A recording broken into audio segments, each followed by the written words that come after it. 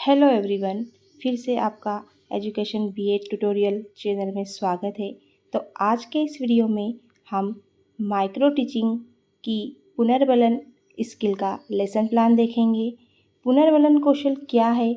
यह एक ऐसी तकनीक है जो प्राणी में या व्यक्ति में सही व्यवहार को प्रदर्शित करने की संभावनाओं को बढ़ाने में सहायक होती है। और इससे पहले भी पुनर्बलन स्किल पर लेसन प्लान बन चुके हैं। पुनर्बलन कौशल को यदि आप डिटेल में समझना चाहते हो तो वीडियो की लिंक आपको डिस्क्रिप्शन बॉक्स में मिल जाएगी, वहाँ से आप इसे आसानी से समझ सकते हैं। तो जो माइक्रो टीचिंग के लेसन प्लान होते हैं वो कंपोनेंट बेस्ड होते हैं। मीन्स यहाँ पर घटक को ध्यान में रखकर लेसन प्लान बनाए जाते हैं। माइक्रो टीचिंग का जो लेसन प्लान होता है वो 7 से 8 मिनट या ज़्यादा से ज़्यादा 10 मिनट का होता है। इन कौशलों के माध्यम से व्यक्ति के व्यवहार में परिवर्तन लाया जाता है।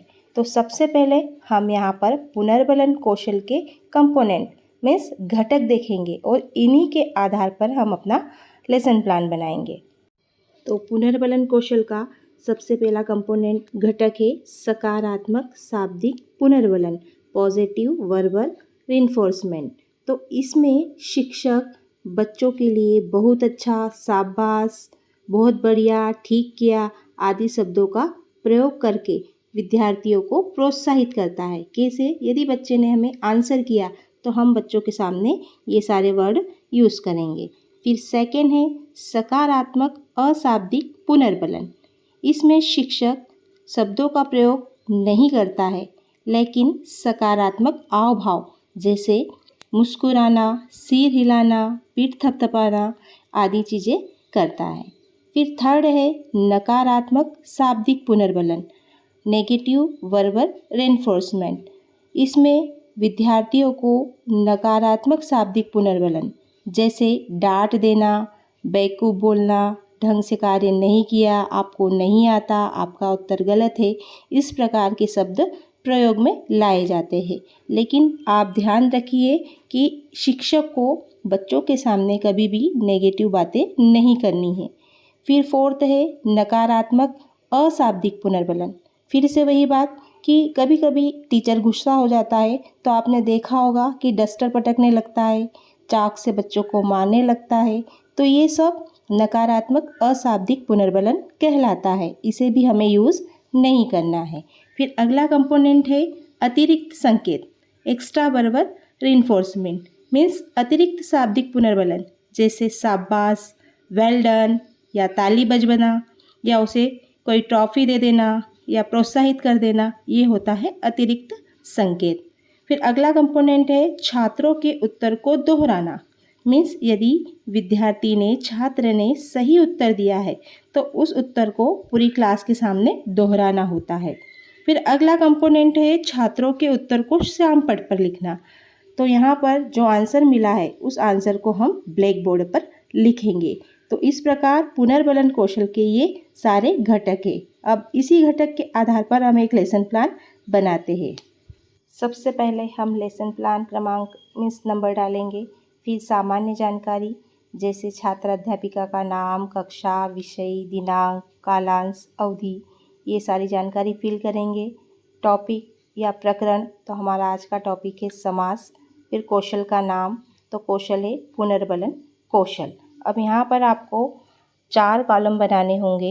एक है शिक्षण बिंदु या क्रमांक, फिर सेकंड है छात्र अध्यापिका का व्यवहार, छात्र का व्यवहार और कंपोनेंट घटक। ध्यान रखिए प्रत्येक कॉलेज में डिफरेंट टाइप्स के प्रारूप होते हैं, तो आप अपने कॉलेज का जो भी पैटर्न है, प्रारूप है, वो देख लीजिए और उसी के आधार पर लेसन प्लान बना लीजिए। यहाँ पर हमने बच्चों से सबसे पहले क्वेश्चन किया, बच्चों लंबा उदर किसका है? तो यहाँ पर हमें आंसर मिला श्री गणेश जी का। तो हमने बच्चे के आंसर पर रिप्लाई किया। यहाँ पर हमने गुड बोला तो हमारा कंपोनेंट PVR यूज़ हो जाएगा। फिर सेकंड क्वेश्चन है लंबा है उदर जिसका वह कौन है? वापस से क्वेश्चन किया तो यहाँ पर लंबोदर आंसर मिला। फिर हमने बच्चों को वेरी गुड बोला, फिर वापस से यहाँ पर हमारा कंपोनेंट PVR यूज़ हो गया। फिर यहाँ पर जो लंबोदर शब्द था उसी शब्दों को हमने बच्चों के सामने दोहरा दिया, तो यहाँ पर यूज़ हो गया RNR मीन्स रिपीटेड, और ब्लैक बोर्ड पर लिख भी दिया, तो यहाँ पर श्याम पट पर आंसर लिखा गया, ये कंपोनेंट भी यूज़ हो गया। फिर हमारा नेक्स्ट क्वेश्चन है कि अतिरिक्त विभक्ति चिन्हों को हटाने की प्रक्रिया क्या कहलाती है। तो यहाँ पर आंसर मिला समास। तो ये क्या था, अतिरिक्त संकेत था। तो यहाँ पर हमने एक्स्ट्रा वर्बल रेनफोर्समेंट ये कंपोनेंट दे दिया। फिर अगला क्वेश्चन है समास किसे कहते हैं। तो यहाँ आंसर है 2 से अधिक पदों को मिलने की प्रक्रिया को समास कहते हैं। तो यहाँ पर फिर से PVR यूज़ हो गया। फिर अगला क्वेश्चन, समस्त पद को अलग करने की प्रक्रिया क्या कहलाती है। आंसर मिला समास। तो यहाँ पर हम हूँ, हाँ या फिर दोहराया गया, इस प्रकार से हम कंपोनेंट यूज़ करते जाएंगे। तो यहाँ पर हम पुनर्बलन कौशल में ये सीखते हैं कि बच्चों से जब भी प्रश्न किया जाए तो बच्चों के प्रश्न पर प्रतिक्रिया दिया जाए।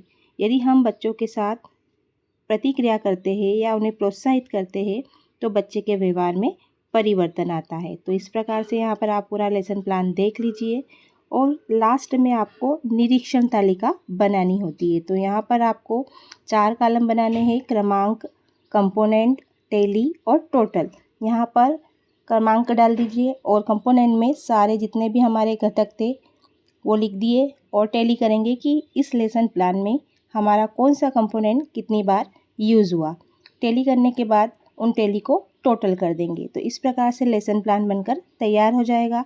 आगे आप और लेसन प्लान देखना चाहते हो तो चैनल को सब्सक्राइब कीजिए, वीडियो को लाइक कीजिए और इसे अपने दोस्तों के साथ शेयर कीजिए। मिलते हैं नेक्स्ट वीडियो में।